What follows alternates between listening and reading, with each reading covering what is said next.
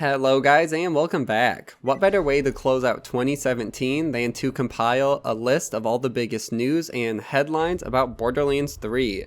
The range for this video will go all the way back to 2009, all the way up to December of 2017. Just so going into 2018 everyone can be on the same page of everything we know about the game as a whole. This will include all the biggest headlines and stories for the game, and I really hope you guys enjoy it. So with that, let's get right into it. Obviously, this video will follow a chronological order going from year to year to year, and even in some of the more news-heavy years, we'll go from month to month to month, because that just makes sense and that's how it should go. So we'll start in 2009. You might think, what happened all the way back then and why is this important? But it was actually in 2009 when Gearbox filed and registered for the trademark Borderworlds, which is all one word, no space. And ever since Borderlands 2, fans have been waiting to see if Gearbox is ever going to actually use this trademark. The ending of Borderlands 2 with the vault lighting up and showing all the different vaults and planets and solar systems has led many people to speculate that maybe the next game in the series will not be Borderlands 3, but instead Borderworlds. And since this game, Borderlands 3, still hasn't been announced, it's possible that the name will change. But it's also important to remember that 2009, a lot has probably changed with what Gearbox wanted to do with the series, so it just might end up expiring and they'll never use the trademark. But that's everything we have from 2009. Next we'll jump to 2015. It was in 2015 at PAX South where Gearbox technically first announced that they had not actually started any work on Borderlands 3 yet. And that came right from Randy Pitchford. And so you kind of wonder, what's going to happen next? And we want to think about what the next Borderlands game is. This is something that we need to get started on soon. I think some people probably assume we're already working on a future Borderlands game. The fact is we aren't. But we want to, and we want to get started soon. So I hope a lot of people here, this is me putting the call out. We want to get started on a new Borderlands game, and I'm talking about the big one. But they did say that they wanted to start development soon and would need a lot more help to do so. All of this, obviously, was by Gearbox CEO and spokesperson, basically, Randy Pitchford. And he even went as far to say that this game was, quote, the big one. Not too much else was learned from this event, except that it was finally happening and Gearbox was going to start ramping up production and bulking up their staff to meet all the higher requirements and to take the game to a true sequel from Borderlands 2 to Borderlands 3. That's everything we learned about the game from 2015, and then we jump to 2016. 2016 is where we actually start to get a better look of people coming onto the game and working for it. It was in April where a deviant artist posted on Facebook that he was hired as one of the main conceptual artists for Borderlands 3. Along with the post, he made a little logo mock-up, which is actually the logo that I use for Borderlands 3 and a bunch of other YouTubers and news organizations use for the game. So that's where we all got the logo from. Then a few months later, the website DSASMBLR started to compile a list of job postings from present or past Gearbox employees, including many of those who worked concept art jobs and finished their contracts to move on to other projects, which pointed to the fact that many of these employees did indeed finish the concept stage of the game early 2017. And I actually made an entire video on the topic, which I'll link to in the description below if you want more depth,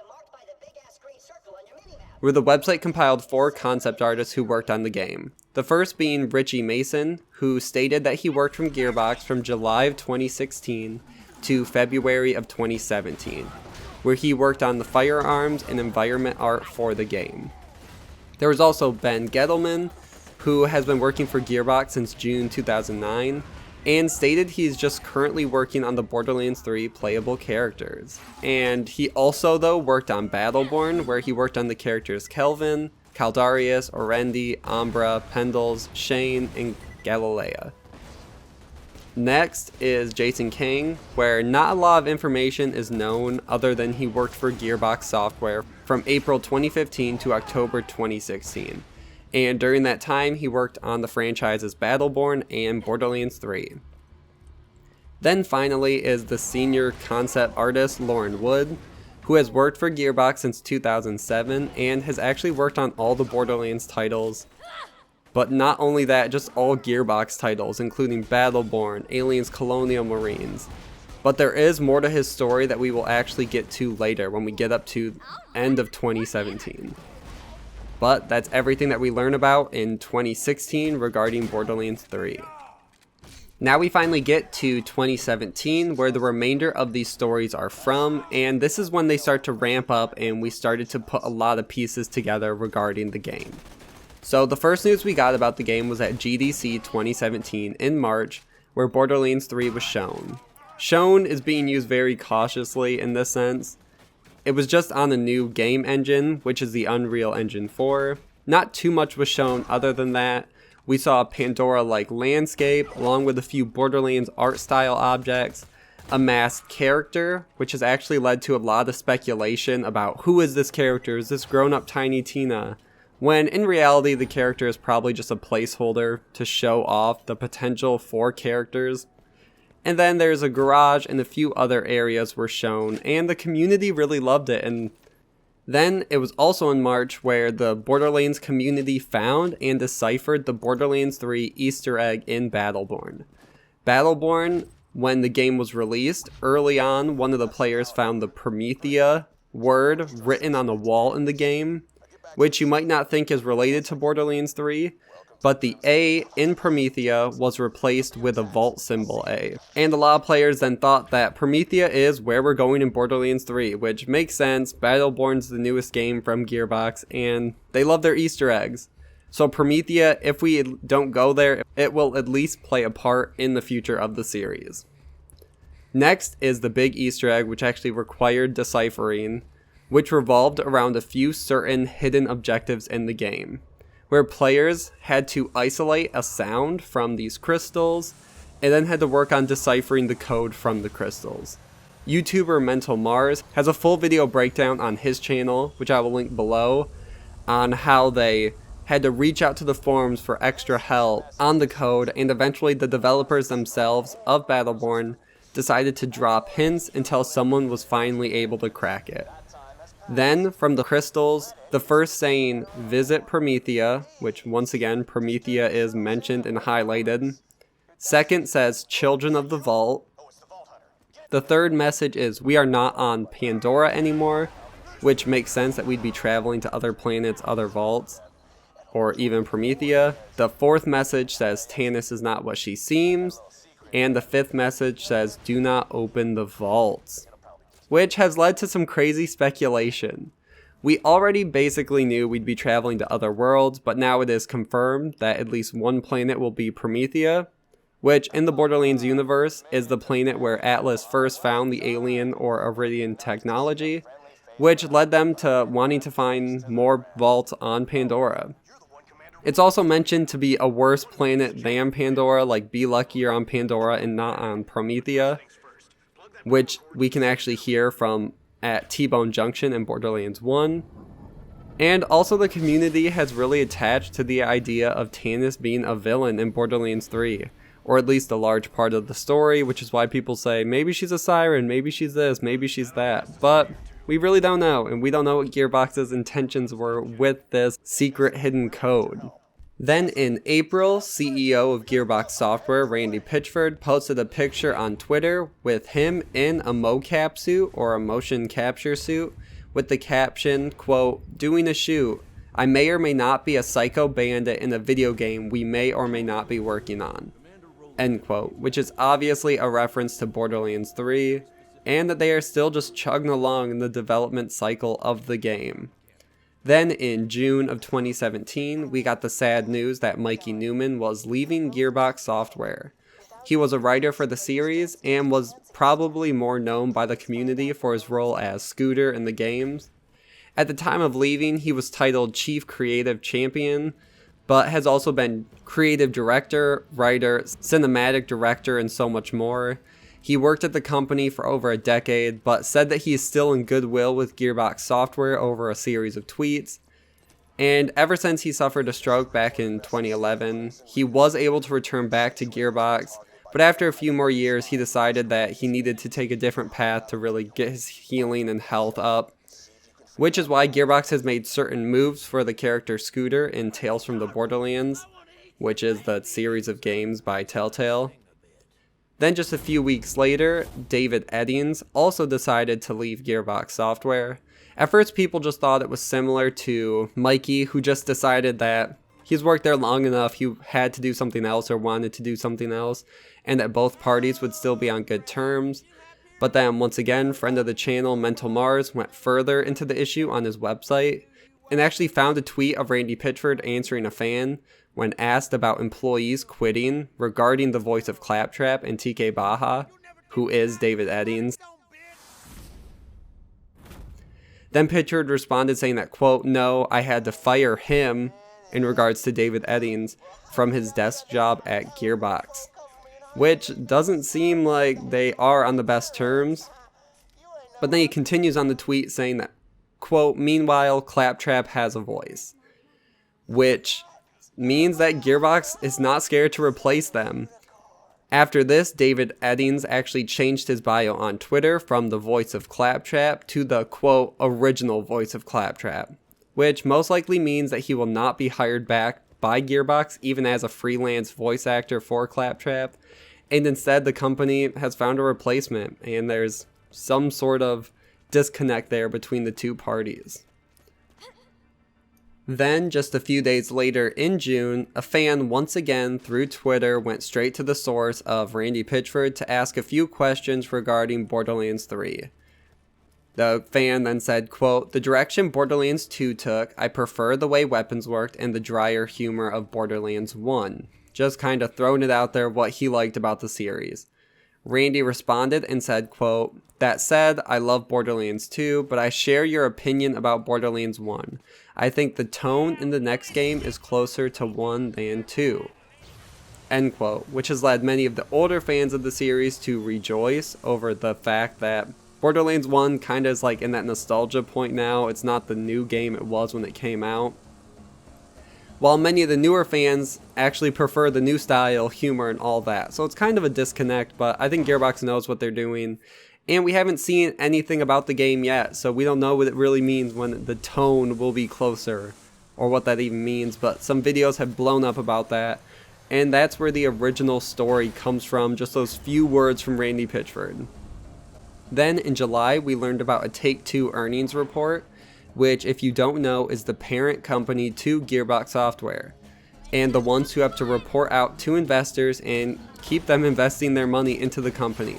This report showed that the company's fiscal year of 2019 is set to be a record year, and that there would be the release of a highly anticipated new title from one of 2K's biggest franchises. The fiscal year for Take-Two is not how our normal year works. It actually starts April 1st, 2018 and ends March 31st, 2019. Which, if you think about if Borderlands 3 is this mystery game, could actually come out relatively soon. The speculation, though, around what this mystery game is, most people say it's Borderlands 3, and all the information prior to this moment sets up the game to be Gearbox's newest entry, one of Take-Two's biggest franchises. It makes sense. But others also say it could be some sort of BioShock title or old re-release. But it's also important that Borderlands 3 still hasn't been officially announced at this point. So, for a game that could come out potentially in April of this year, that hasn't been officially announced seems unlikely. But Borderlands does like to do that fall release, so fall does fit in that area and we could see it within the next year. Then, in the beginning of September, Randy Pitchford did an interview with IGN, and of course Borderlands happened to come up, which is actually where Randy Pitchford explained why the wait for the game has been so long. Randy explained it's because the franchise is, quote, very important to Gearbox, and if they wanted to, they could release another pre-sequel easily. but they wanted to give fans another game truly worthy of being a sequel. That is a, quote, really big, worthy, end quote, step forward. That, quote, if we're going to do one, it's going to be that. And that's not something that you can just cook up overnight. Which, after the pre-sequel in Battleborn, fans, I think, are ready for that big step forward. That truly feels like the jump from Borderlands 1 to Borderlands 2, and then the jump from Borderlands 2 to Borderlands 3. Because the pre-sequel was just too much like Borderlands 2. Also in September at PAX West, Randy Pitchford addressed the Borderlands, and we learned that 90% of Gearbox are, quote, working on the thing that I think most of you guys want us to be working on, end quote. Which has to be Borderlands. There's no way that Gearbox is putting 90% of their resources into Project 1v1 or Battleborn. Borderlands is their biggest moneymaker franchise, and they haven't released a game in many years. So for Gearbox to come out and say 90% of us are on this game, it's really cool to see and know that they are taking this as serious as fans want them to. Then in October, we learned about Battleborn entering maintenance mode after the fall update for the game, which means that no new content will be coming out for the game. And Battleborn creative director Randy Varnell made a post on the Gearbox forums and addressed the community. He mentions the PAX West panel and that a lot of Gearbox personnel are working on a, quote, highly anticipated project. He also says that he, quote, will play a significant role on this highly anticipated but unannounced game, and is sure we will be hearing from him again in the future regarding Gearbox games. Which is great to hear that Gearbox is keeping these same people in the company, they're just moving them over to a different game other than letting people go for the lack of commercial success. But the game did have some good things that they can take and definitely apply to Borderlands, so I hope that the creative director will see that and kind of add what he sees fit. It was also in October that Gearbox posted a job opening for someone to join the writing team for an unannounced AAA FPS RPG, which is first-person shooter, role-playing game, hybrid, with strong characters and a central narrative thread, with a strong passion and demonstrable ability for comedic or satiric writing, and writing entertaining and engaging dialogue with meaningful character interactions. All of this together means it's obviously Borderlands 3. You could just even look at AAA FPS RPG hybrid. That's exactly what Borderlands is as a series. At first, people were worried that Borderlands 3 was still in the writing process, but if you know about the game at all and take a closer look at the postings, it actually just wants someone to punch up and work on the scripts and make them in line with the established story and plot outlines for the game. And also just for Borderlands as a whole, writing is going to be a long process considering all the dialogue, all the items, and everything that requires writing in the game. It's not just writing lines for characters or the story. It's all the items, all the item text, everything that goes into that. But the job posting is still open, so if you fit this or you know anybody that does, go ahead and apply or just share it. Moving along, in October, Randy Pitchford once again took to Twitter to talk about raids, loot, and offline gameplay for Borderlands. The tweet was from a fan who said they would love to see a Borderlands game that is online with massive raids and lots of loot. Randy Pitchford responded saying, quote, "I like the idea of raids and loot. We kinda pioneered that in FPS. I also like online, but we want to be there for offline gamers too." Which I think is great to hear. That is, that if you buy these games, they will work without internet access. And you'll be able to play them for years without worrying about servers going down or losing internet or any problems like that. You don't have to rely on other people once you buy the game. Once you buy it, it's yours for forever and you can play it for forever. So I think this is a topic that a lot of fans really didn't think about, but appreciate Randy for coming out and talking about it. Then, to close out October, we have to talk about the EchoCast Twitter account, which, if you don't know, is a Twitter account that Gearbox has used in the past to give fans a direct way to communicate with certain characters from the Borderlands universe. The last time the account was active was to promote the Claptastic Voyage DLC for Borderlands the pre-sequel, all the way back in 2015. But in October, the account came back online to say, quote, "Come on by, minion, it's time to start this party, hashtag it's my party day." I have a whole video that breaking down what this means and how Gearbox knows that everything they post on Twitter will have fans thinking it's for Borderlands 3.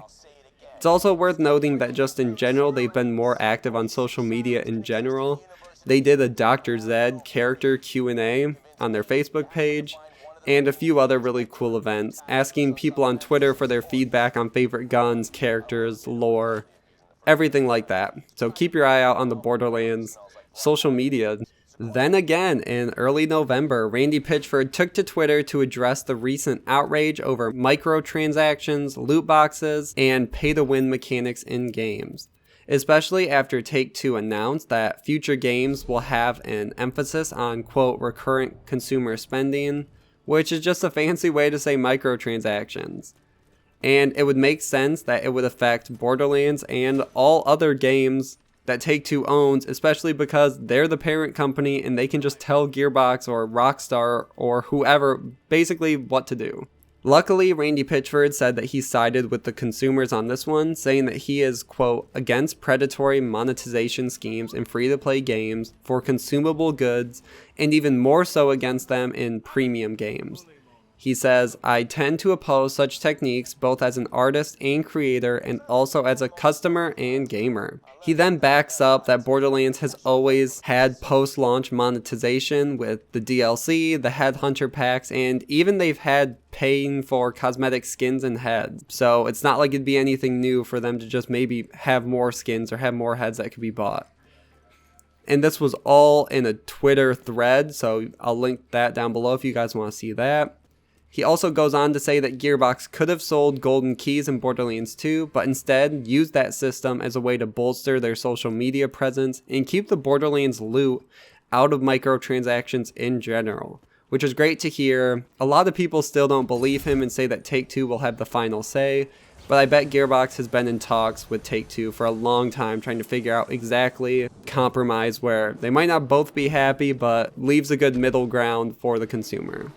Then in November of this year, Lauren Wood, who we mentioned earlier as the senior conceptual designer for Borderlands 3, Borderlands 2, and Borderlands 1, announced in a now privated Facebook post that he's leaving the company after working for Gearbox for over a decade, and has instead decided to pursue freelance work, but he did leave on good terms with the company. And when this was announced, he also added a Borderlands 3 tab to his website, and when clicked, it actually brings up the term coming soon for Borderlands 3, because on his website he posts a lot of concept art on projects he's worked on, which you can actually see as concept art for the original Borderlands. But if you go a little bit further, you see that he's actually done the same for a lot of his upcoming projects. They all say coming soon for the future tabs on his website. So take it all with a grain of salt on whether this means, is it a few months, a few years? Who really knows? Effects of this, though, is that it does open doors for new talent to come into Gearbox and take his position and have some pretty large influence on the series and art direction they take. Then closing out this video, it was in December, which is the last news of 2017, that comes from Nerdvana, where Randy Pitchford sat down with Mikey Newman for a podcast to discuss a multitude of topics, and as it always does, Borderlands happened to come up. Mikey mentions that he wants Randy to hire him and his new trailer company to make a game trailer for them, which then Randy responds that they actually are working on something together in the future, but it's nothing they can announce at this time, and they both kind of laugh it off. What better person to work on a Borderlands 3 trailer than someone who has worked with Gearbox since the beginning, has been talent and a writer for the series, so he perfectly understands the humor and could put together a really, really cool trailer for the series. And hopefully they get him for the teaser or something, and it just keeps him in the franchise. And that being said, this is where we leave off in 2017. All this Borderlands 3 news has been circulating for years now, and I thought it'd be nice to condense into a single video before going into 2018, where we could potentially start getting actual trailers and release news for the game. After all this, though, it's crazy to see that the game still hasn't even been officially announced, but Let me know what you guys think. Do you guys want to see more videos like this? Maybe a speculation compilation? Because I can do that, but like, comment, subscribe for all things Borderlands. Thank you guys so much for watching, and see you guys in the next one.